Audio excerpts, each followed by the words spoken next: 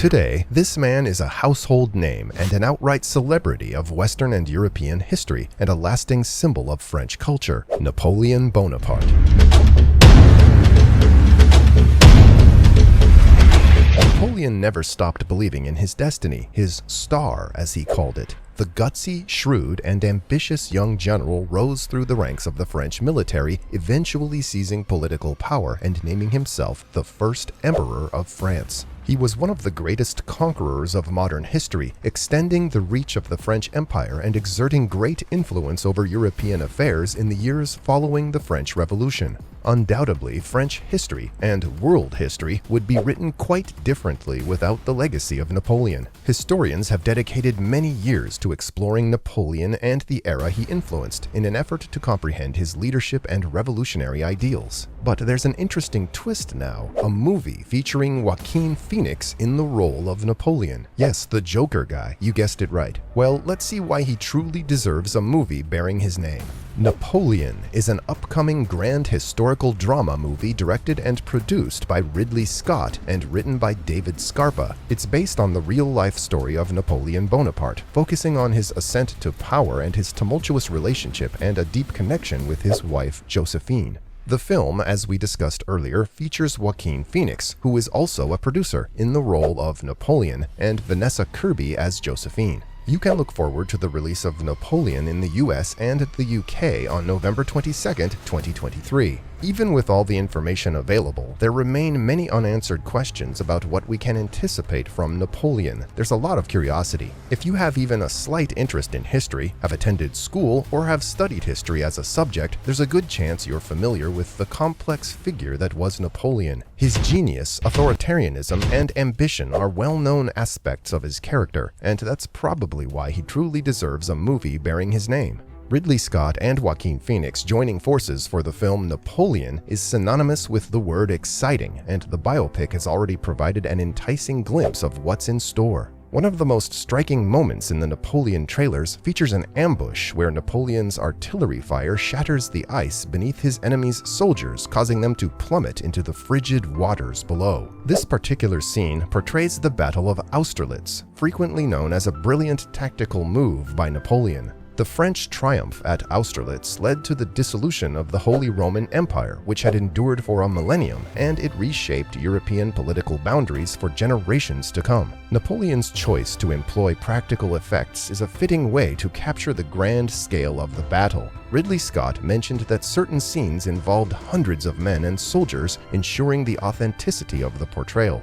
The French Revolution is a fascinating time in history with lots of stories to tell. Napoleon Bonaparte became important after the French Revolution, which was a very chaotic time. He supported ideas like having a republic and the freedom to practice any religion, which made him seem like someone who could bring order to the messy revolution. In the first trailer for the movie Napoleon, there's a scene with a guillotine, a device used for executions, and a woman who might be Marie Antoinette, the last queen of France. Napoleon started by supporting the French Revolution's ideas, but he later decided to make himself the Emperor of France without asking the people. It's not clear how much the French Revolution will be in the movie. There are so many interesting stories from that time that you could make a whole series of movies about it.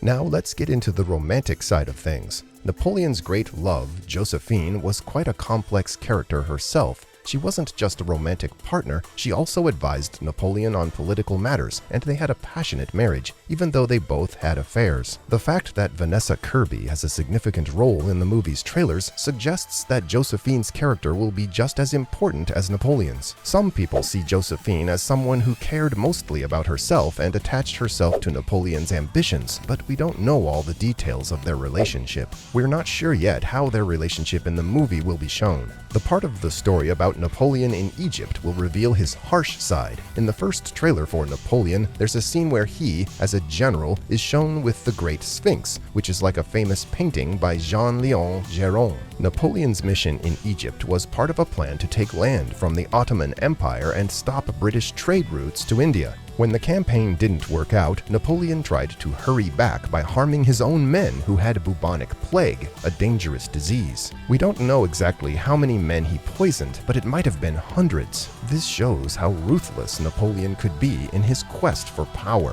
When he got back to Paris, he quickly took control through a coup. The movie not only portrays Napoleon's ruthless rise to power, but also promises to depict his downfall. Entertainment Weekly offered a sneak peek of Napoleon, which included the failed invasion of Russia. Napoleon believed that taking Moscow would secure his victory against the Russians. However, Moscow's governor, Fyodor Rostopchin, ordered the city to be set on fire rather than surrendering it. During his retreat through the harsh Russian winter, Napoleon lost 10,000 of his men, marking a rare mistake in his otherwise calculated path. By featuring Moscow, the movie suggests it may also show the earlier Battle of Borodino, which was one of the bloodiest battles in world history at that time. But wait, there's more to his downfall. It doesn't end here. Napoleon's loss in the Battle of Waterloo really hurt his popularity in France. In the movie trailer, Napoleon, we've seen some glimpses of British military leaders. Among all the people who opposed Napoleon in Europe, the British were the most persistent and troublesome. Napoleon had a kind of grudging respect